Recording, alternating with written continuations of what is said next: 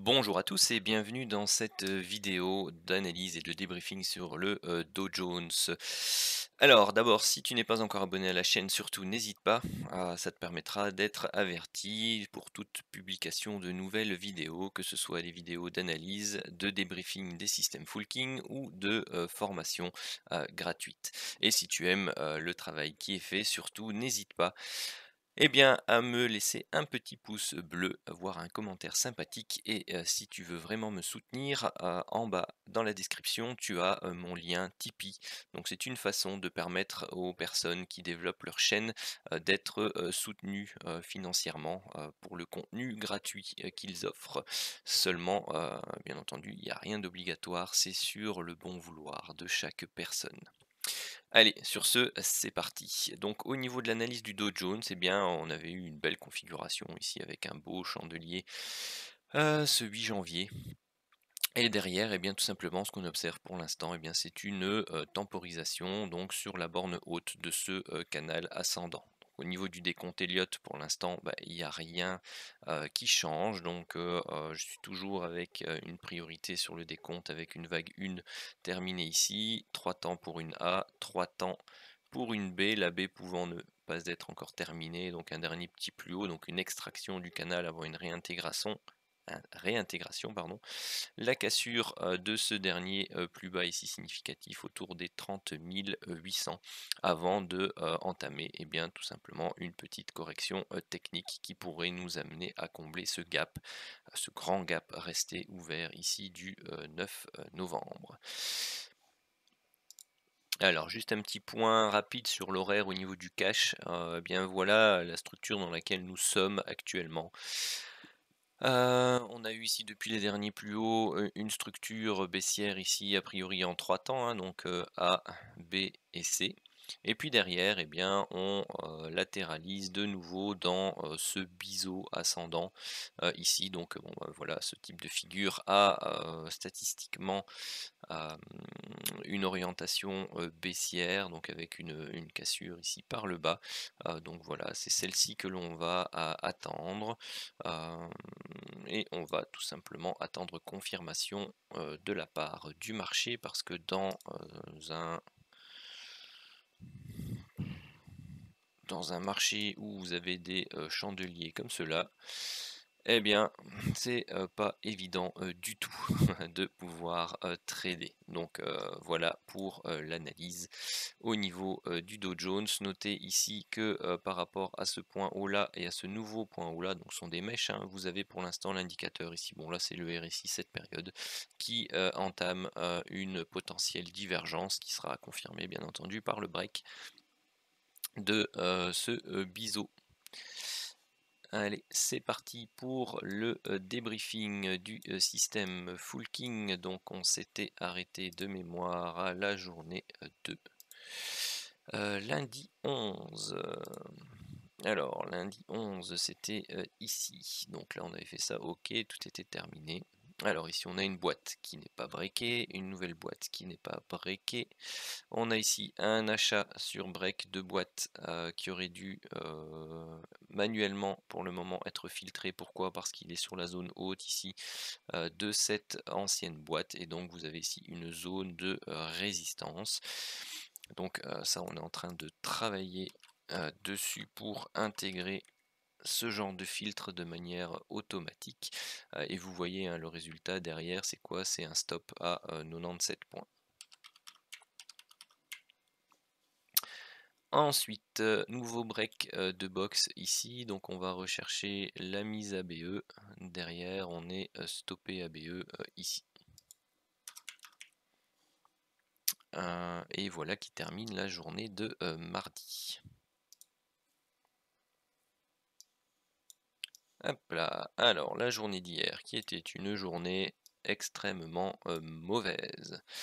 Voyons voir ce qu'elle nous a apporté. Elle nous a apporté une box non breakée, une box non breakée, un setup de divergence haussier et vous voyez que si vous traciez votre borne haute ici au niveau du canal, celui-ci aurait dû être filtré également. Pourquoi? Parce que il est validé sur la borne haute du canal. Donc voilà, il faut pouvoir, pour le moment, tout simplement intégrer ce genre d'éléments de façon manuelle pour éviter justement ce genre de petits stops, enfin ou grands stops parfois. Donc ici on est à 2 fois 46 points. Ensuite, une box non breakée, une box non breakée, une box ici qui elle a été breakée, mais vous voyez on n'a pas l'amplitude, c'était mise à BE à 30 points, hein, donc voilà. Ça n'a pas marché, donc c'était un stop à 56 points. Vous avez ensuite ce que je n'aime pas du tout malheureusement dans ce type de journée, eh bien ça arrive, vous avez des setups de divergence dans tous les sens, en veux-tu, en voilà. Le baissier a été stoppé à 107 points.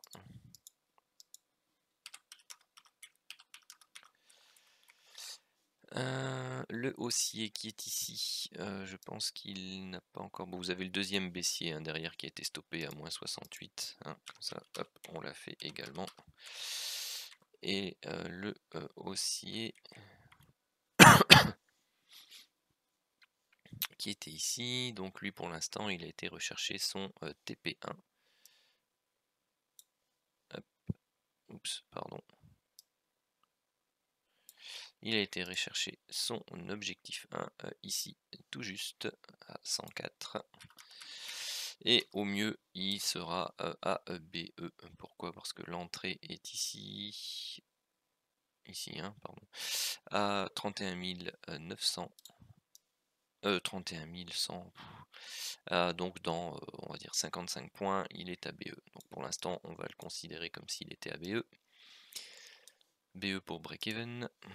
Et pour l'instant, le break de box qui était ici, lui, eh bien, n'a pas été mis à BE. Personnellement, j'ai tout coupé hein, manuellement puisque j'ai plutôt une sensation baissière. Donc sur ces niveaux-là, j'ai plutôt comme vous avez vu dans l'analyse, plutôt un sentiment baissier. Donc je suis pas resté dedans.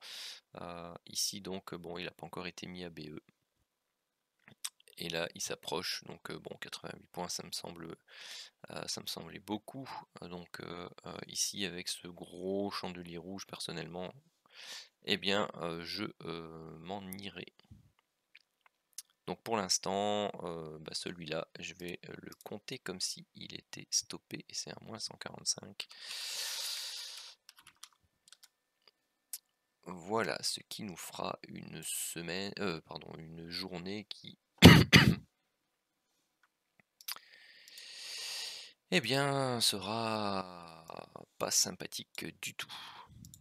Mais c'est normal, hein, dans ce type de configuration, c'est pénible. Donc ce serait moins 740 points pour la journée d'hier, moins 194 points pour mardi, et donc ce qui nous fait ici une semaine à moins 645 points pour l'instant. Bon, vous avez vu que celui-ci pouvait être filtré, celui-ci pouvait être filtré, un autre pouvait être filtré, donc il faut le robot, personnellement, je l'utilise toujours de manière semi-automatique, c'est-à-dire que comme mon problème c'est de prendre les positions parce que je suis pas devant l'écran, je laisse le robot prendre les positions et je les gère très souvent manuellement, et je les filtre, j'essaye de les filtrer au mieux avec donc ce que je vous ai indiqué comme système de filtre, donc les niveaux de support résistance avec les anciennes box et les obliques baissières. Donc voilà pour le système en M5. Passons maintenant sur le Cintiq. Alors, commençons par la journée de mardi 12 janvier. Alors ici, vous aviez avant 9 h un setup de divergence baissier donc, qui était actif. Donc on prenait que les priorités, en priorité pardon, les trades baissiers. Alors le sommet ici a été dépassé, donc la priorité disparaît ici, mais vous voyez que on a un nouveau setup de divergence à la baisse qui est de nouveau validé et qui vous permettait d'aller rechercher ici le TP1 à 40 points et le TP2 à 105 points. Donc durant toute cette phase, la priorité est baissière, donc on ne considère aucune alerte haussière. Une fois qu'on a atteint le TP2, eh bien cette priorité est mise en suspens pendant 15 chandeliers. Enfin, c'est-à-dire elle se termine, mais toute prise de position est mise en suspens pendant 15 chandeliers afin de permettre de voir comment les prix vont se comporter. Eh bien ici on voit que la baisse continue. Donc ensuite on a une correction haussière, puis on a une alerte King TT à la baisse. Bien entendu, celle-ci, l'alerte King TT à la hausse, on n'est pas en zone de range long terme, la tendance précédente est neutre à baissière et on est face à un gros mouvement baissier, donc clair qu'on ne peut pas prendre ce trade là parce qu'on est face à un momentum fortement baissier, tout simplement. Ici, par contre, eh bien, c'est l'inverse. C'est une alerte qui est donnée dans le sens de la tendance actuelle baissière. On n'est pas en zone de range long terme. On est dans la zone basse de l'enveloppe. Donc, on pouvait prendre position à la vente et aller rechercher l'objectif qui est le plateau vert et rouge opposé. Donc, ça donnait plus ou moins 15 points. Derrière, on a ici un double bottom décalé avec un setup de divergence très léger, il fallait le voir à l'œil nu malheureusement, qui est validé ici et qui pouvait vous apporter 30 à 95 points avec le TP1 et TP2. Pareil, on attend 15 chandeliers avant de considérer d'autres alertes. On a ici une alerte divergence baissière qui a été validée ici et qui vous donnait un potentiel de TP1 de 30 points. Et pour le solde, eh bien tout simplement c'était une sortie à BE. Vous voyez que le range long terme n'est pas réellement actif ici, hein, donc on se place à BE, on ne se place pas avec un stop ici au-dessus. Ensuite, ici, nouveau setup de divergence validé ici, et ça vous donnait directement le TP1 à 40 points et le TP2 à 105 points. À partir d'ici, plus ou moins, on peut considérer que les 15 chandeliers sont passés, donc on regarde les alertes qui sont données. On a toute une série de setups de divergence à la hausse, mais qui ne seront validés qu'au break ici de cette diagonale. À moins que ici... ah oui, le précédent était validé aussi, pardon. Gros chandelier vert qui break la ligne de tendance et la MM15. Il n'est pas stoppé, donc lui aussi va aller rechercher son objectif 1 à 35 points. Et très certainement son objectif 2 comme l'autre, puisque à ce moment-là on est mis à BE, puisque le range long terme n'est pas actif au moment de la touchette ici. Donc on est mis à BE, vous voyez qu'on ne vient pas rechercher les prix et on vient ici rechercher 95 points supplémentaires. Et donc vous aviez une seconde possibilité d'entrée qui était le second setup de divergence.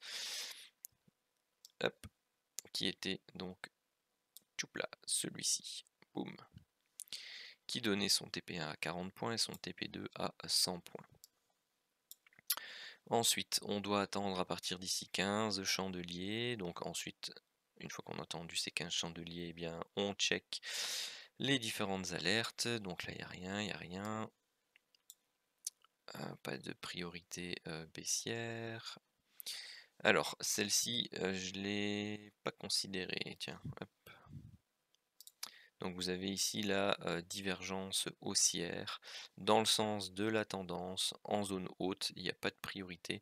Donc vous pouviez ici entrer en position sur ce chandelier là et aller rechercher ici l'objectif très court. Donc celle-là c'est plus pour du scalp, hein. C'est vraiment pour aller rechercher ici la borne haute très rapidement.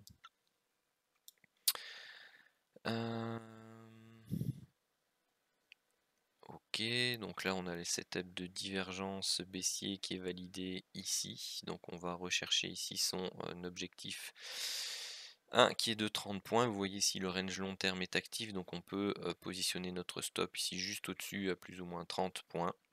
Et derrière, eh bien, on se fait remonter et on est stoppé à moins 30 points.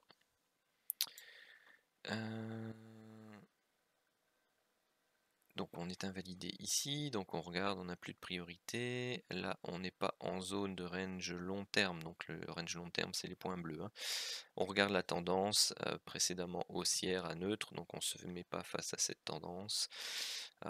Et ici, on a une alerte à la hausse pour un King TT, mais on est en zone de range long terme et donc les achats se font ici dans la partie basse. Donc voici qui termine le débriefing pour cette journée de mardi. Alors voyons voir ce que ça a donné.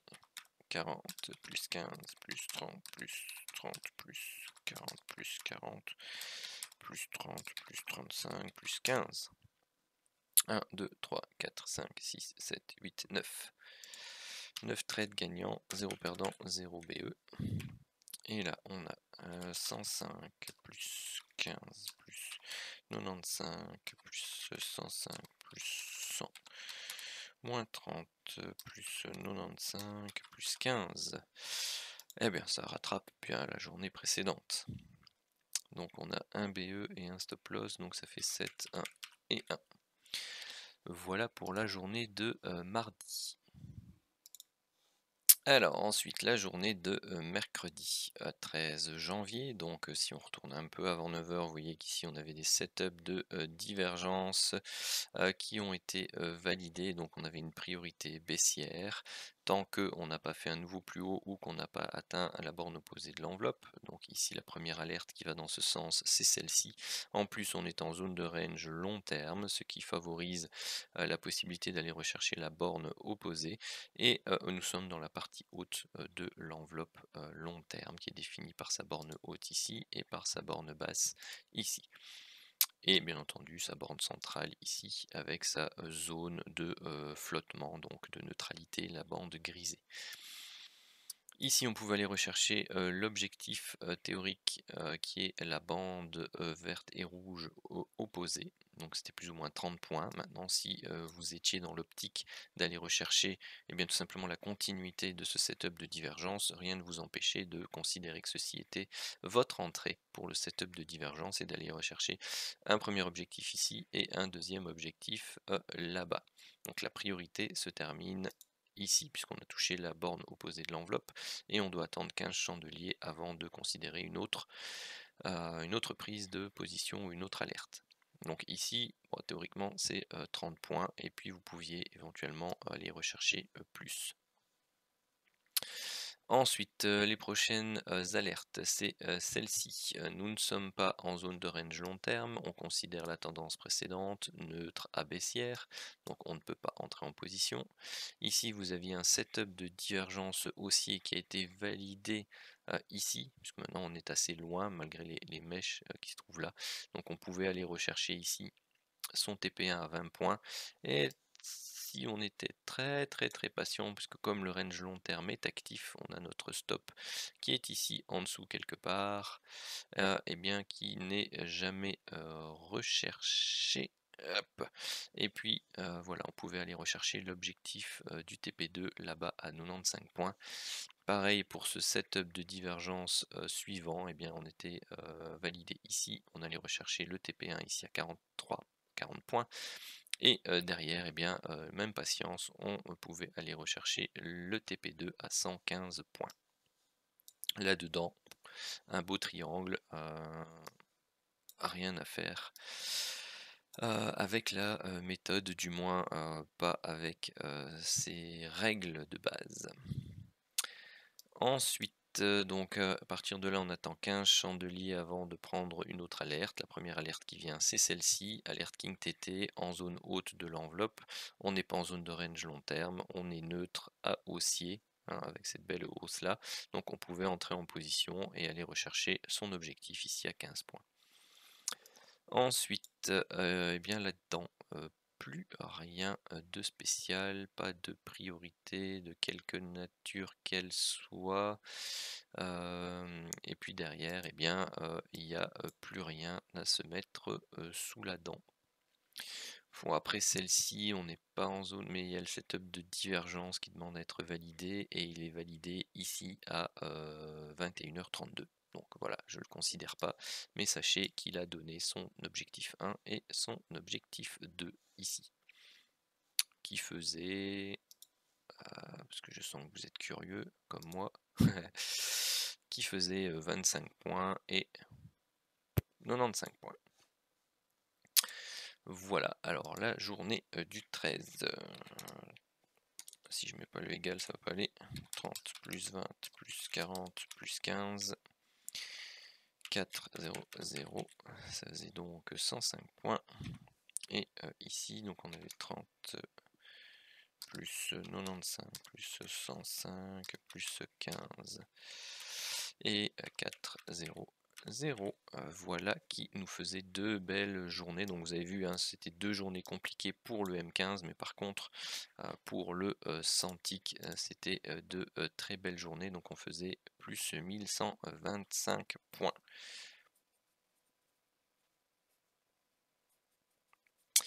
Voilà qui termine cette vidéo d'analyse et de débriefing. Sur ce, je vous remercie de l'avoir suivi, je vous remercie pour vos encouragements et je vous dis à demain.